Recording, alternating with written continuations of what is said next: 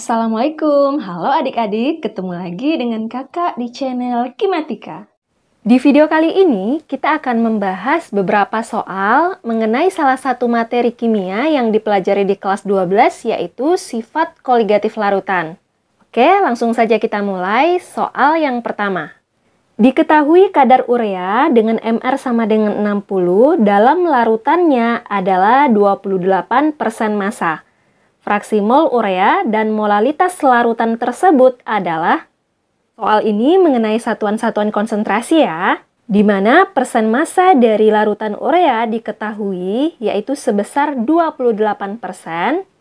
Kemudian fraksi mol urea atau yang disimbolkan dengan XT dan molalitas yang disimbolkan dengan M larutan tersebut ditanyakan. Nah, sebelum kita menentukan fraksi mol dan molalitasnya, kita ingat kembali bahwa persen massa itu menyatakan massa suatu zat dalam satuan gram yang terdapat dalam setiap 100 gram campuran.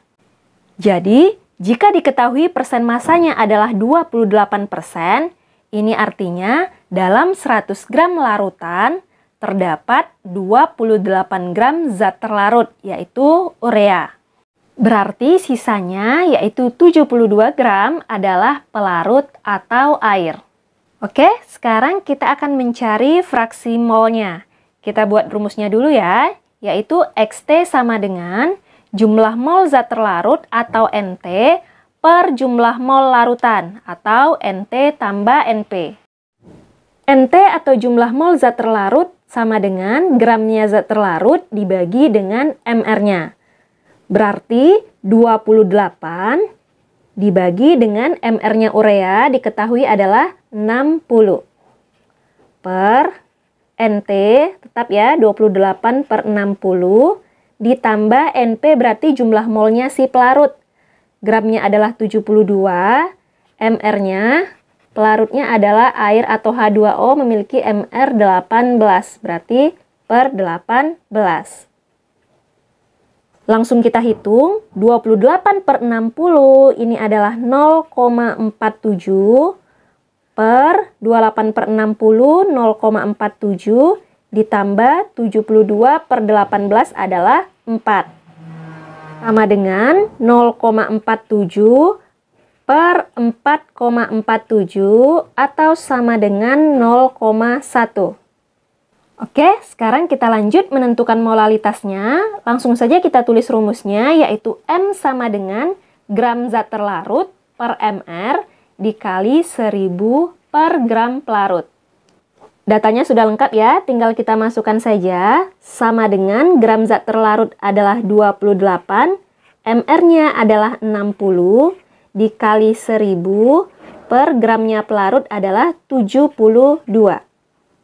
Kita sederhanakan, coret nolnya masing-masing 1, kemudian 28 dan 72 sama-sama dibagi 4.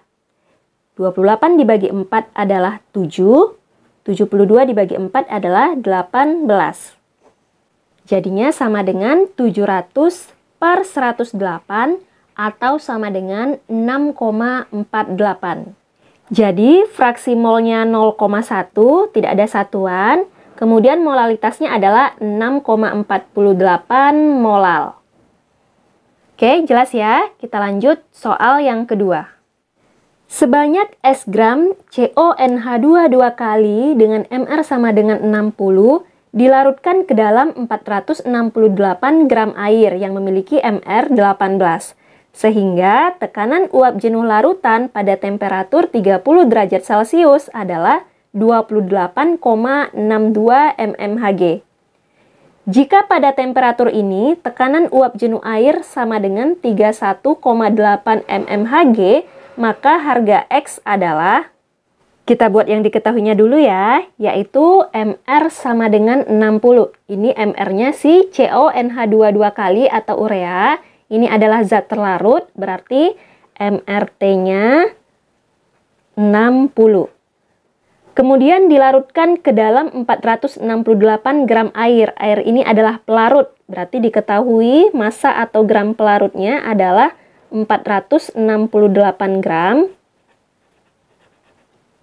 MR air atau MR pelarutnya sama dengan 18, sehingga tekanan uap jenuh larutan pada temperatur 30 derajat Celcius adalah 28,62 mmHg. Jadi ini adalah tekanan uap jenuh larutan, simbolnya adalah P, yaitu sebesar 28,62 mmHg. Jika tekanan uap jenuh air, berarti P0-nya sama dengan 31,8 mmHg. Harga X adalah, X ini adalah massa dari CONH2 dua kali atau gram zat terlarutnya. Berarti yang ditanyakan adalah X atau GRT. Karena yang diketahui adalah tekanan uap jenuh larutan atau P, maka rumus yang kita gunakan untuk mencari GRT adalah P sama dengan P0 dikali XP. Langsung kita masukkan data yang sudah diketahui ya. P atau tekanan uap jenuh larutannya adalah 28,62 sama dengan P0-nya adalah 31,8 dikali XP. XP ini adalah fraksi mol pelarut. Ingat rumusnya adalah NP atau mol pelarut per mol total atau mol pelarut ditambah dengan mol zat terlarutnya. Ini bisa kita sederhanakan dulu ya. Sama-sama dibagi 31,8, ini jadinya 1, ini jadinya 0,9. Lalu 0,9 sama dengan 1 dikali NP per NP tambah NT adalah NP per NP tambah NT ya. Nah langsung kita uraikan, NP ini adalah mol pelarut, berarti gramnya si pelarut yaitu 468 dibagi dengan MR-nya pelarut yaitu 18 per molnya pelarut berarti sama ya, 468 dibagi dengan 18 ditambah molnya zat terlarut berarti massanya zat terlarut yang ditanyakan.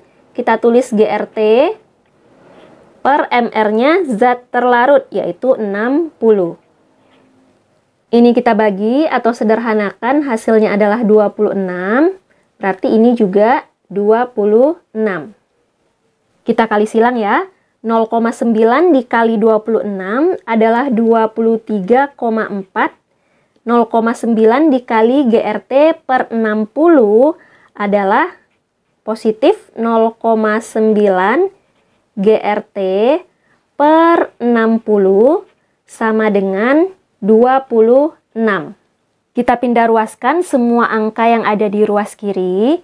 Jadinya GRT sama dengan 26 dikurang 23,4. Kemudian dikali 60. Lalu dibagi dengan 0,9. Jadi ini dikurang dulu ya. Nanti hasilnya adalah 2,6. Kemudian dikali 60, baru dibagi dengan 0,9. Nanti hasil akhirnya adalah 173 gram. Jadi, massa zat terlarut atau urea atau nilai X-nya adalah 173 gram. Oke, bisa dipahami ya. Lanjut lagi ke soal yang ketiga. Suatu larutan X mendidih pada suhu 102,8 derajat Celcius. Pada suhu berapakah larutan tersebut akan membeku? Diketahui Kb air 0,5 derajat Celcius per molal, Kf air 1,86 derajat Celcius per molal. Kita buat yang diketahuinya dulu. Mendidih pada suhu 102,8 derajat Celcius. Berarti yang diketahui adalah titik didih atau TB-nya yaitu sebesar 102,8 derajat Celcius. Kemudian, pada suhu berapakah larutan tersebut akan membeku? Berarti yang ditanya adalah titik beku atau TF-nya. Untuk larutan yang sama ya, yaitu larutan X. Nah, jika larutannya sama, berarti konsentrasi atau molalitasnya pun juga sama. Sehingga kita bisa langsung menggunakan persamaan delta TB per delta TF sama dengan KB per KF. Langsung kita masukkan datanya ya. Delta TB adalah selisih antara titik didihnya larutan dengan titik didihnya pelarut. Karena pelarutnya air, pada tekanan 1 atm itu memiliki titik didih sebesar 100 derajat Celcius atau TB0-nya sama dengan 100 derajat Celcius. Berarti delta TB-nya adalah 102,8 dikurang 100. Kemudian dibagi dengan delta TF. Ingat, delta TF adalah selisih antara titik bekunya si pelarut atau titik bekunya air dengan titik bekunya si larutan. Karena pelarutnya air, maka titik bekunya adalah atau TF0-nya adalah 0 derajat Celcius. Berarti di sini per 0 derajat Celcius dikurang titik bekunya si larutan atau TF. Kita tulis TF karena dia tidak diketahui atau yang ditanyakan. Lanjut, sama dengan KB diketahui yaitu 0,52. Kemudian dibagi dengan KF diketahui yaitu 1,86. Kita kali silang, 0 dikurang TF adalah min TF, dikali 0,52 berarti min 0,52 TF. Sama dengan 102,8 dikurang 100 adalah 2,8 dikali 1,86. Berarti TF sama dengan 2,8 dikali 1,86 adalah 5,208 per min 0,52 atau sama dengan minus 10 derajat Celcius. Ini kita bulatkan ya.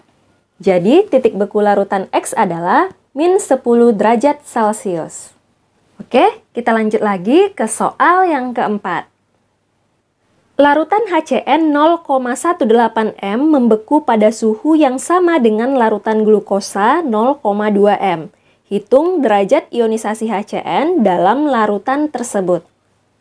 Kita buat yang diketahuinya dulu, yaitu molalitas atau konsentrasinya HCN, MHCN sebesar 0,18 molal. Kemudian diketahui juga molalitasnya si glukosa sama dengan 0,2 molal. Nah, yang ditanyakan adalah derajat ionisasi. Derajat ionisasi berarti alfa. Alfanya si HCN. Perhatikan di sini ada dua jenis larutan ya. Yang pertama adalah larutan HCN atau asam sianida. Nah, larutan ini merupakan larutan elektrolit lemah. Kemudian larutan yang kedua adalah larutan glukosa. Larutan glukosa ini merupakan larutan non-elektrolit. Nah, di soal disebutkan larutan HCN membeku pada suhu yang sama dengan larutan glukosa. Artinya, kedua larutan ini memiliki titik beku yang sama. Berarti TF-nya HCN sama dengan TF-nya si glukosa. Kalau titik bekunya sama, otomatis penurunan titik beku atau delta TF-nya si HCN juga sama dengan penurunan titik beku atau delta TF-nya si glukosa. Tinggal kita jabarkan masing-masing ya. Untuk HCN, karena dia larutan elektrolit lemah, berarti delta TF-nya sama dengan KF dikali molalitasnya dikali I. Sama dengan, nah untuk glukosa karena dia larutan non-elektrolit berarti delta TF-nya sama dengan KF dikali M. Pelarutnya sama berarti KF-nya juga sama, jadi bisa langsung kita coret. Kemudian MHCN diketahui yaitu 0,18 dikali I ini adalah 1 ditambah N dikurang 1 dikali alfa.